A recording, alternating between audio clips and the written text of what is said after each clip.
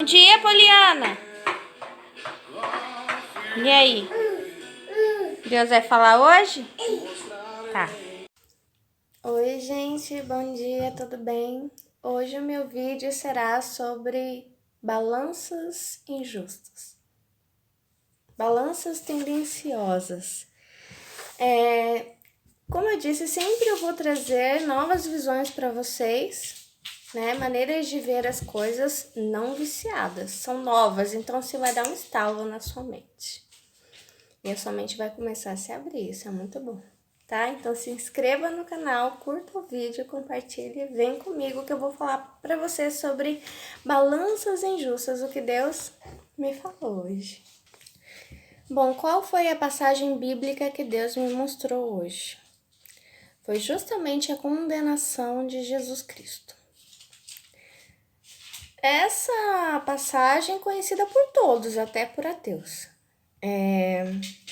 Final de filme, quase final, né? Antes da ressurreição. E assim, por que a balança injusta tem a ver com a condenação de Jesus Cristo? Quem não conhece a passagem em que Pilatos lava as mãos, né, numa tigela, e aí pede para o povo escolher entre Barrabás, um ladrão comum, né, e não sei se era assassino também, enfim, ele tinha vários outros pecados, crimes, né, e Jesus, que era um homem santo, só que assim, vocês têm que ver que para o povo, para nós, ele é um homem santo. Para nós, ele é o filho de Deus. Vocês têm que analisar sempre uma coisa pelo ângulo do que aconteceu de verdade, não no que vai na sua cabeça. Você tem que ver que o que ia na cabeça das pessoas naquela época era outra coisa. Você tem que analisar um fato de maneira histórica. Aí tem gente que fala, você tem que analisar as passagens da Bíblia através do Espírito Santo, pela fé. Olha, o Espírito Santo não vai te levar a uma visão errada. Não vai te levar a uma visão que não é histórica, que não é real, que é apenas fruto da sua imaginação. O Espírito Santo não é imaginação, o Espírito Santo é real. Então, ele é a verdade, ele faz parte da Trindade. O que é história para você? É complicado. É por isso que os vídeos ficam meio longos, porque as pessoas não entendem as coisas. História, gente, não é apenas aquilo que está nos livros, porque é história como ciência. Mas existe a história que é, por exemplo, o que eu tô falando aqui com vocês, esse fato de eu estar gravando vídeos e postando no canal, é uma história, é a história da minha vida. E faz parte da história do mundo também, como uma história pequena, várias histórias pequenas formam a história do mundo, né? Tem várias pessoas gravando vídeos e postando em canais. Hoje é a maneira que a gente tem de se comunicar, principalmente por causa da pandemia. Eu nem sou uma pessoa famosa, mas estou postando vídeos e há várias outras pessoas não famosas postando vídeos. Umas ficam famosas, outras não. Mas independente para Deus isso. Então, história é o quê? Aquilo que está acontecendo, isso é história. Então, assim, se você vai analisar um fato da Bíblia, ou você decide se Jesus foi história ou ele é ficção. Se Jesus foi história, você tem que analisar aquele fato como um dado histórico, porque ele foi real. Agora, se na sua cabeça Jesus é um personagem, é uma ficção, eu sei o que é isso, porque eu crio personagens. Eu sou escritora. Então, assim, para mim, Jesus, ele existiu. Então, ou você se junta aos ateus que acreditam que Jesus é uma ficção, é uma imaginação, que o Espírito Santo é imaginação, e daí você analisa as coisas tudo pela imaginação, ou você pega dados reais. Não, Jesus realmente existiu. Por isso que existem vários historiadores, vários, não sei se paleontólogos, várias pessoas dessa área da história, né, dessa ciência, história, procurando provas daquela época. Porque, assim, você tem que analisar algo com dados, sabe? E outra, pensando, como eu disse no outro vídeo, o que vai na cabeça das pessoas e como elas eram, quais eram seus hábitos, né? Como, por exemplo, naquela época era comum a crucificação. Então, assim, eles deveriam escolher entre Jesus ou ladrão. Mas para eles, quem era Jesus? Jesus era um caluniador da lei, um caluniador de romanos e um caluniador de judeus. Então, assim, ele estava ali como um rebelde. Ele estava formando novos pensamentos, ele estava criticando a lei. O que era a lei? Não é a lei dos homens, gente. É a lei de Deus, é a lei que Deus deu para Moisés lá no monte, não vou lembrar o nome, quando Moisés se separou do povo e trouxe não apenas os 10 mandamentos, mas muitos outros regras de como comer, como se vestir, o que fazer, não fazer, como as pessoas seriam punidas, como o apedrejamento é uma lei de Deus, uma lei de Moisés. Até hoje muitas mulheres são apedrejadas. Então,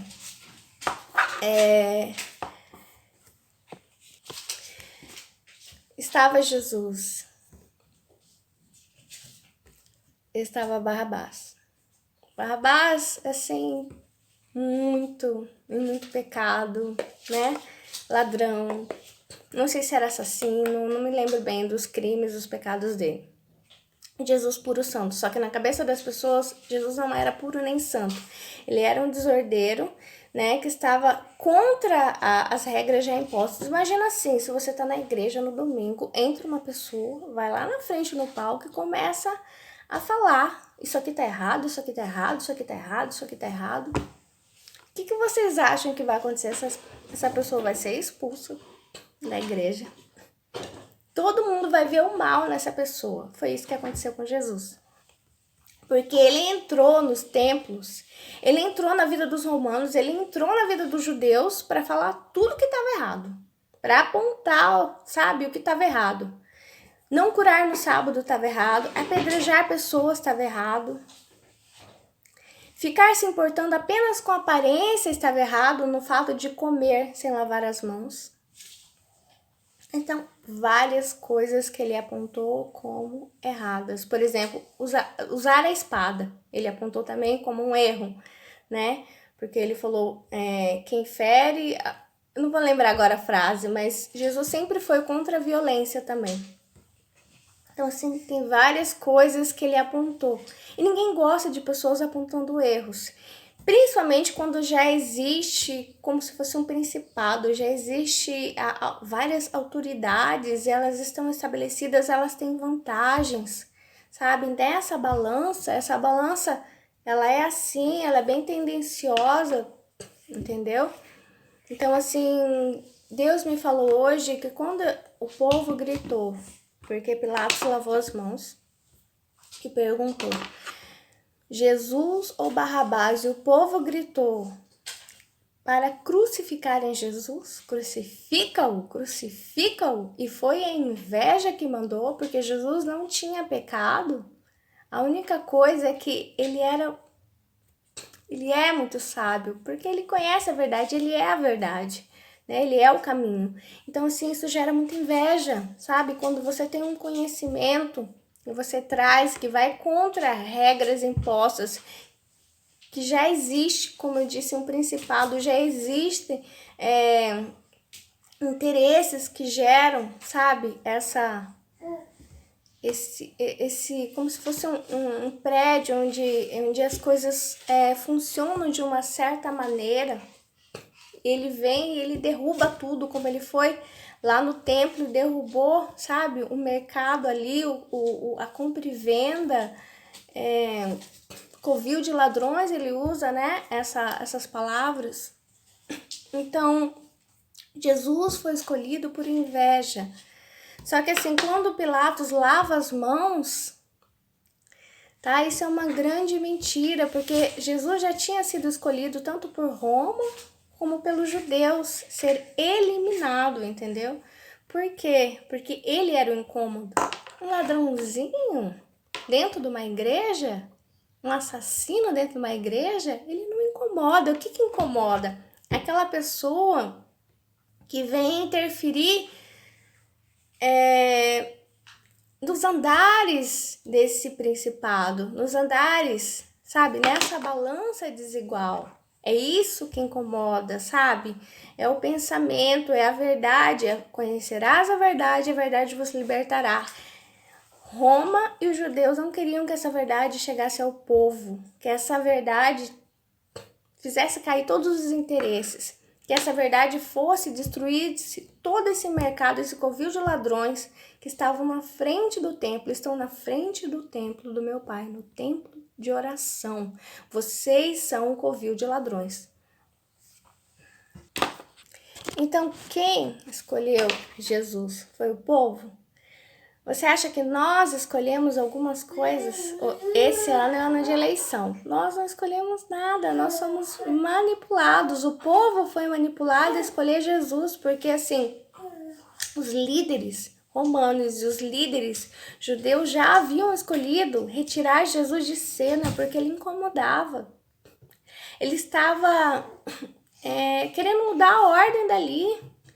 Ele estava dizendo, sabe, que todos eram iguais. As pessoas não gostam disso. As pessoas gostam de manter a ordem dos privilégios. É disso que elas gostam, entendeu? Ele estava ali numa rebeldia, porque estava contra uma lei que existia há quanto tempo, né? Ele chegou a dizer que as flores se vestiam melhor que Salomão. Meu Deus, imagina! Ele teve a ousadia de falar melhor de uma flor do que de Salomão, que foi um rei, sabe? Ele não usou coroa, né? Ele entrou de jumentinho. Ele era muito simples. Agora, assim, essa balança desigual, o que vai nela para vocês poderem entender? Vai nela, assim, aquilo do qual você depende, no qual você tem interesses. Por exemplo, pode estar seu chefe, seu trabalho, seu marido, seus filhos, e a balança vai render. Por exemplo, autoridades. As autoridades também estão na balança e elas vão ficando cada vez mais injustas, entendeu? Para você ter uma noção, por exemplo, se você for uma professora, tá? Você está começando naquele trabalho, você viu uma briga de uma diretora com uma aluna. E você viu já que a aluna estava certa. Mas como é que você vai falar isso para a diretora? Você está iniciando ali, você vai ser despedida. Infelizmente, a sua balança tá assim. Tá totalmente tendenciosa para a diretora. Porque o seu trabalho depende daquilo, sabe? O seu sustento. Então, você vai e fala, olha, Luna, você tá errada, não sei o que. No seu coração você sabe que ela tá certa. Isso também é ser corrupto, como eu falei no outro vídeo. Porque a sua balança está tendenciosa e só Deus sabe isso. Sabe, o certo é você defender a autoridade, mas você sabe que você está errado. Porque assim, para Deus não existe pessoas maiores e pessoas menores. Não existe isso. Isso é coisa do ser humano. Então, nós colocamos isso na balança. Por exemplo, se o seu marido briga com o marido de outra pessoa, independente dele estar certo ou errado, você vai apoiar o seu marido. E o certo é você falar, não, você tá errado. Por exemplo, vou dar um exemplo muito bom. Quando você vai começar a assistir uma partida de futebol, tá? Vou colocar, por exemplo, São Paulo e Flamengo. Você é flamenguista. Você acha que você vai estar torcendo o jogo inteiro para quem? Para o Flamengo. E você é justo? Não, você é tendencioso o jogo inteiro, tá? Mas se você conhece duas pessoas que brigaram, tá? A Ana brigou com o João. E você é amiga da Ana e não do João. Você é mais amiga da Ana. Você conhece a Ana há muito mais tempo. Ou a sua balança tende porque de alguma forma a Ana te favorece em algumas coisas, né? E você quer manter esses favorecimentos.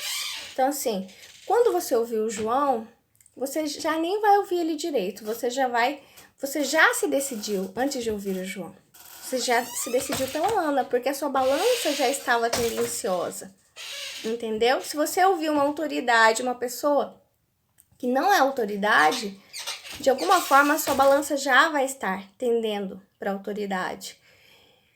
Então, assim, outro exemplo que eu vou dar para vocês. Se você é abortista, você vai procurar só livros que falam a favor do aborto. Se você é contra o aborto, você só vai procurar livros que falam contra o aborto.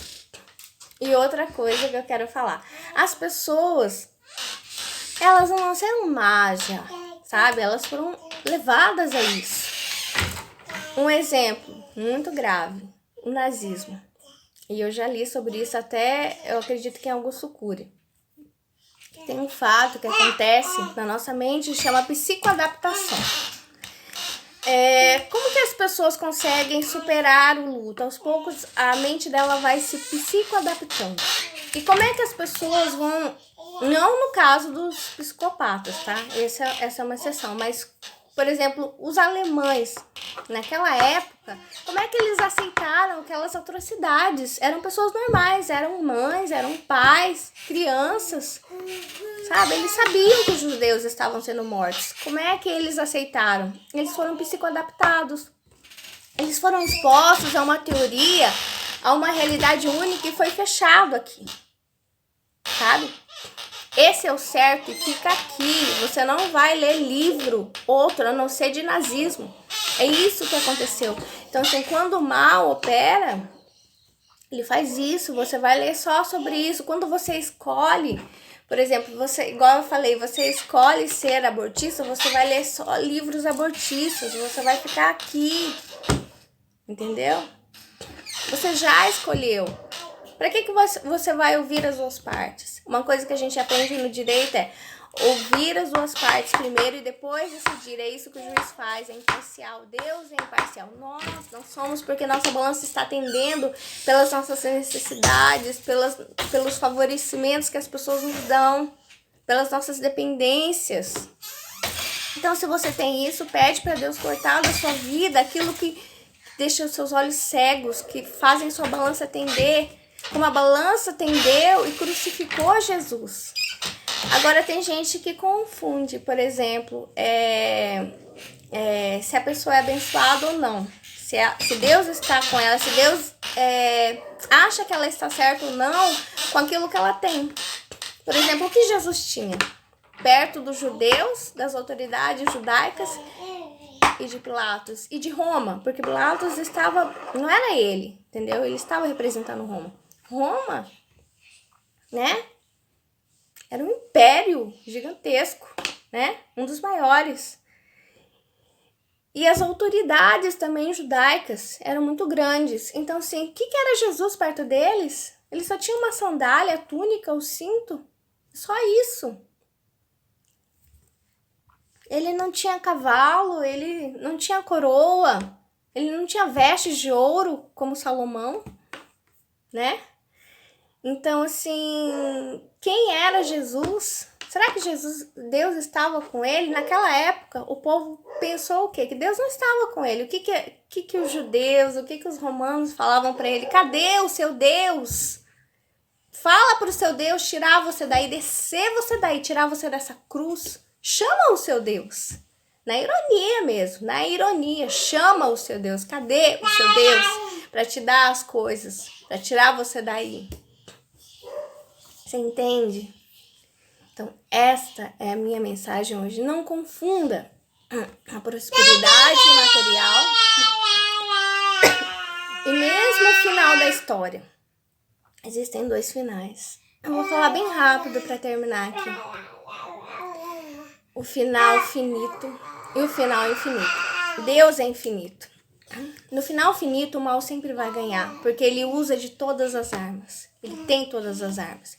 Quando Jesus foi questionado, ele ficou calado, porque a verdade, ela é inexplicável.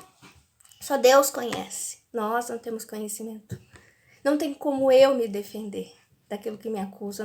Não tinha como Jesus se defender daquilo que acusavam ele. Mesmo que ele falasse 1 milhão de palavras ali, as pessoas não iriam entender. Entendeu? Por isso ele se calou. porque a verdade é inexplicável e outras pessoas já haviam decidido que ele seria crucificado antes de perguntarem ao povo. É aquilo que vai no coração, é aquilo que corrompe. Eles estavam corrompidos pelo poder, pelo aquilo que faz a balança tender para um lado só. Então, assim, nesse final finito, Jesus perdeu. Você vai perder, eu vou perder. Muitos dos brasileiros estão perdendo. Mas no final infinito, sabe, que é na glória de Deus, no eterno. Nisso o bem vai ganhar, nisso a verdade está. Você não precisa só abrir a sua boca para se defender, você não precisa abrir a sua boca para falar o que é verdade, porque Deus sabe.